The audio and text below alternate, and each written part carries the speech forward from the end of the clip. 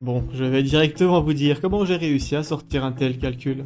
En investissant 600 € par mois, soit 300 chacun pour un ménage, à 12% d'intérêt, vous atteindrez les 100 000 € après 8 ans et quelques mois. À partir de là, il ne vous faudra plus que 16 années pour atteindre le million. C'est donc le tiers du chemin en termes de temps, et non pas le dixième. En effet, c'est économiser sans investir qui signifie que les 100 000 € ne sont qu'un dixième du chemin vers le million. Et si ce calcul vous semble mauvais, eh bien c'est en fait encore pire que ça. Vous mettrez tellement longtemps à atteindre le million que vous serez sans doute démotivé avant, et même si ce n'est pas le cas, l'inflation viendra dévorer vos performances.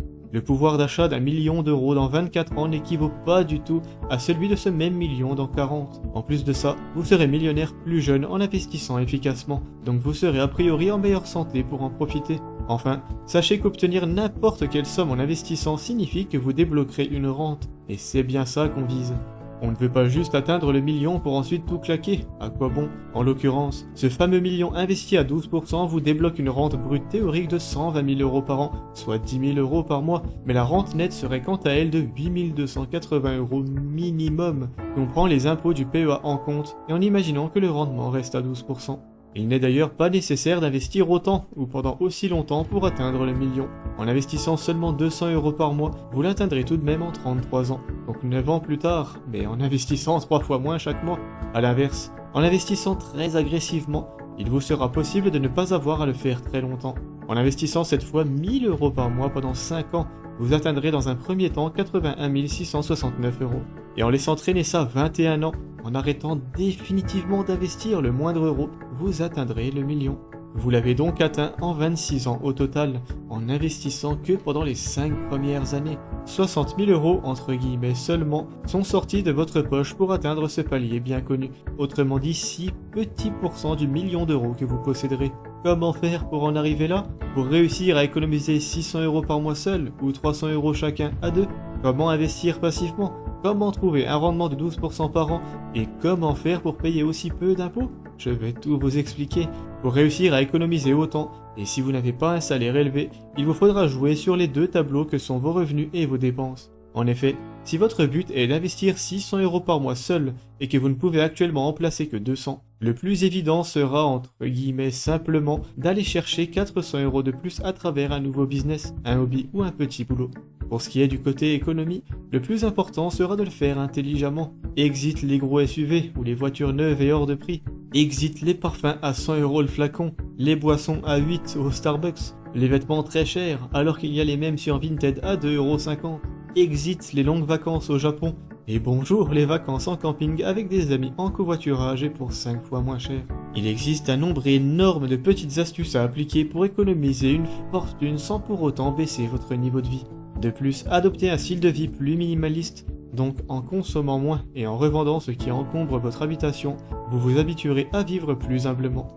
Et croyez-moi, une fois que vous êtes habitué à ça, le sentiment de privation disparaît presque complètement et est remplacé par du bien-être et de la sérénité. Ces deux sentiments positifs apparaîtront de plus en plus au fur et à mesure que vous voyez votre objectif se rapprocher, que ce soit de partir en retraite anticipée, d'avoir une retraite boostée ou simplement vous créer un complément de revenus grâce à vos investissements. Maintenant que vous savez comment réunir cette somme, voyons comment faire pour l'investir sans se prendre la tête. Et j'ai une bonne nouvelle pour vous, c'est que quoi que vous décidiez, il existe en 2024, et même depuis de longues années maintenant, des supports d'investissement adaptés pour vous. Que vous choisissiez d'investir en crypto-monnaie, en bourse ou en immobilier, il existe des façons de le faire en quelques clics, même avec une somme d'argent très faible. Ouvrir un compte titre ordinaire pour investir dans le Bitcoin, c'est quelques clics au bon endroit. Ouvrir un plan d'épargne en action ou une assurance vie pour investir en bourse, c'est pareil. Enfin, investir en immobilier à travers des SCPI vous demandera quelques clics de plus, mais ça se fait en moins d'une heure sans problème. Et une fois acheté, n'importe lequel de ces actifs se gère tout seul et vous n'avez plus rien à faire.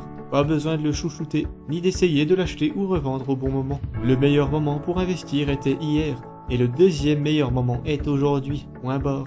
Et ce n'est pas moi qui le dis, mais plutôt la myriade d'études à ce sujet, elles stipulant également que les investisseurs cherchant à battre le marché en boursicotant tous les jours se retrouvent en fait à sous-performer 90% du temps un simple indice de base comme le S&P 500. En fait, le moment crucial est maintenant, et ce n'est que maintenant que vous avez besoin de faire des efforts pour vous instruire pour investir efficacement.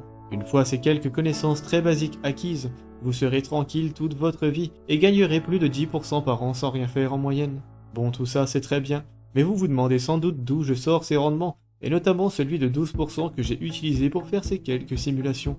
Je vous parlais plutôt de suivre un simple indice boursier basique comme le S&P 500. Celui-ci se compose des 500 meilleures entreprises américaines, dont l'écrasante majorité font en fait leur chiffre d'affaires partout dans le monde, et dont le rendement historique tourne justement autour des 12%. Quelques années c'est plus, et d'autres moins, mais en moyenne c'est bien ça. Et ce qui est bien pratique, c'est qu'on peut y investir directement en achetant qu'un seul produit, un ETF. C'est un panier d'actions, et il en existe de toutes sortes. Un mondial plus diversifié mais moins rentable, ou le Nasdaq 100, moins diversifié mais plus rentable, dans les 17% des moyennes récentes. Il vous est donc possible d'investir dans quelque chose de très diversifié, donc pas si risqué, en un seul clic sans vous prendre la tête ni à l'achat ni à la revente. La stratégie la plus optimale étant simplement d'en acheter dès que vous avez des liquidités disponibles. Si vous avez bien suivi, vous avez peut-être été interpellé par l'excellent rendement du Nasdaq 1. Et effectivement, s'il continue à ce rythme, l'objectif du million s'en trouverait largement rapproché. Il existe également dans sa version x2, laquelle possède un rendement de plus de 30% en moyenne sur ces 10 dernières années, et même beaucoup plus que ça sur la dernière année glissante, grâce à l'engouement pour l'intelligence artificielle, dont le Nasdaq profite énormément. Souvenez-vous, c'est 24 ans pour atteindre le million depuis le S&P 500 en investissant 600 € par mois. En utilisant cette même somme au taux de 17%, celui du Nasdaq, il ne vous en faudrait que 19. Et avec le Nasdaq x2 au taux de 31%, ça tombe à seulement 13 petites années.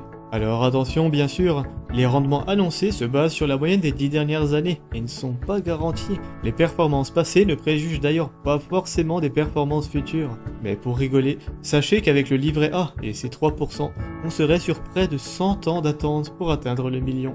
D'où l'importance d'investir votre argent plutôt que de le laisser traîner négligemment. Mais bien sûr, plus le rendement est haut et plus le risque associé suivra la tendance. Pour reprendre l'exemple du Nasdaq x2, celui-ci multiplie les gains et pertes par 2 tous les jours. Le marché ayant bien évidemment une tendance haussière très nette, d'environ 10% par an pour rappel, eh bien un ETF x2 sera donc généralement très rentable. Mais il vous faudra avoir les reins solides le jour où une chute se produit, car c'est presque inévitable. Que se passerait-il si vous y avez investi et qu'il perd 50% sur une année, comme ça s'est déjà vu? Est-ce que ça vous met dans une situation très inconfortable, ou est-ce que ça ne change strictement rien à votre vie actuelle? Mieux vaut faire en sorte d'être dans le deuxième scénario, et pour ce faire il existe quelques consignes à respecter. Commencez déjà par investir de l'argent dont vous n'avez pas besoin, comme ça vous ne serez pas instantanément dans la sauce si un crash se produit. De plus, investissez sur le long terme. Vous n'avez peut-être pas besoin de cet argent, mais bon, ça serait quand même bien de s'en servir un jour, avec les gros intérêts qui vont avec. Pour mettre toutes les chances de votre côté, investir sur le long terme vous permettra de simplement attendre que le marché remonte s'il est exceptionnellement bas, car après chaque chute viennent inévitablement des années beaucoup plus prospères. Enfin, mieux vaut diversifier vos placements, car bien sûr, 100 entreprises américaines c'est déjà pas mal à ce niveau-là, mais il y a mieux à faire. En y ajoutant d'autres entreprises en Europe, dans les pays émergents, au Japon, etc., vous sécuriserez vos arrières. De plus, il sera intéressant d'investir également une partie en crypto-monnaie dès maintenant, étant donné le rendement lui aussi excellent, et une autre partie en immobilier plus tard, soit en achetant directement un appartement, soit en investissant très simplement en SCPI. Car oui, il est possible d'investir en immobilier très passivement, pour pas cher et avec un rendement intéressant. J'ai même sorti une vidéo à ce sujet, dont le lien apparaît en haut et en description. Enfin, vous pouvez également réduire le risque de manière générale en réduisant vos dépenses et en augmentant vos revenus. Ce paramètre, aussi évident soit-il, est un des plus importants, et c'est en vivant comme personne d'autre aujourd'hui que vous pourrez vivre comme personne d'autre plus tard. En investissant maintenant, alors que les autres personnes de votre âge dépensent sans compter, vous inverserez les rôles dans quelques années de façon définitive, car la rente que vous générerez ne vous lâchera jamais, que vous travaillez ou non. Bon, je divague. Il me reste à vous parler de l'imposition.